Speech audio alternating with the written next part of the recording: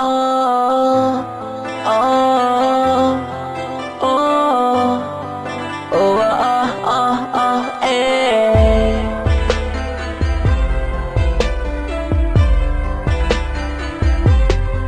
ก็พอบอกรู้และก็อยากจะเข้าใจกับสิ่งที่เจ้าได้ให้ค่อยเป็นในวันนี้เอาเป็นคนหักหรือที่ปรึกษาที่ดีเจ้าบอกบ่มีเยื่อใยให้เขาแต่ยังเห็นอยู่รูปเก่าๆของเขาแต่ว่าเป็นยังคือเก็บไว้จะเป็นจะตายเมื่อเห็นเขานั้นมีคนใหม่แล้วจะให้ใครเชื่อหรือว่าหวังใจได้อย่างใดก็พยานว่าผลสุดท้ายเจ้านั้นจะคืนดีไปกับเขาอย่าเจ้าทิมกันไปอย่าเจ้าทิมกันไป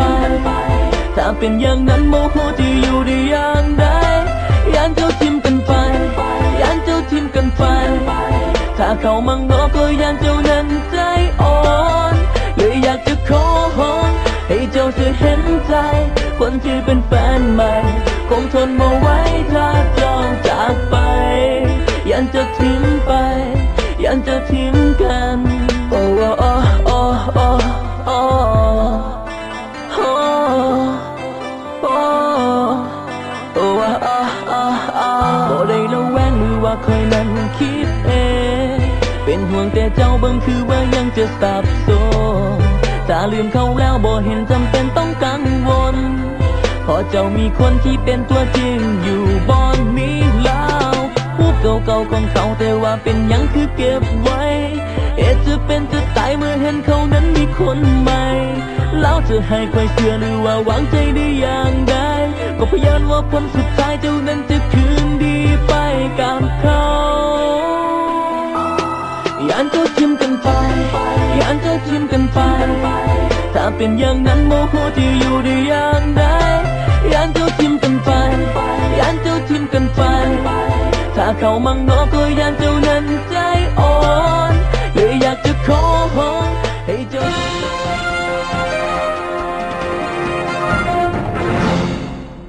ท่านผู้ชมได้เกิดอุบัติเหตุรถเสียหลักลงข้างทางโดยในตอนนี้ยังบ่ฮู้ชะตากรรมของเจ้าของรถเนื่องจากว่าได้หายตัวไปแบบปริศนาและนี่ก็เป็นสมหน้าของผู้ประสบอุบัติเหตุบ่อยากที่จะเสียเจ้าไปขาดเจ้าแล้วคอยเองก็จะตายมีแต่เจ้าทุกลมหายใจให้เจ้าเท่านั้นเป็นที่หนึ่งเลิกกับเขาควรจะตัดให้ขาดความเจ็บเขานั้นควรจะลบทิ้งไปไม่ต้องการที่จะเริ่มใหม่ก็อยากให้เจ้าได้ลืมตาได้แล้ว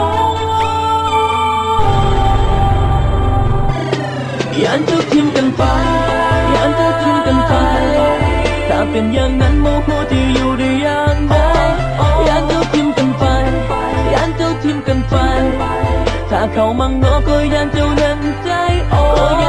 นเลยอยากจะขอให้เจ้าช่วยเห็นใจคนที่เป็นแฟนใหม่คงทนมาไว้ถ้าเจ้าจากไปยันจะทิ้งกันยันจะทิ้งกันยันเจ้าทิมกันไปยันเจ้าทิมกันไปถ้าเป็นอย่างนั้นโมโหจะอยู่ได้อย่างใดยันเจ้าทิมกันไปยันเจ้าทิมกันไปถ้าเขามังงอก็ยันเจ้านั้นใจอ่อนเลยอยากจะขอให้เจ้าช่วยเห็นใจคนที่เป็นแฟนใหม่คงทนมาไว้ถ้าเจ้าจากไปยันเจ้าทิ้งไปยันเจ้าทิ้งกัน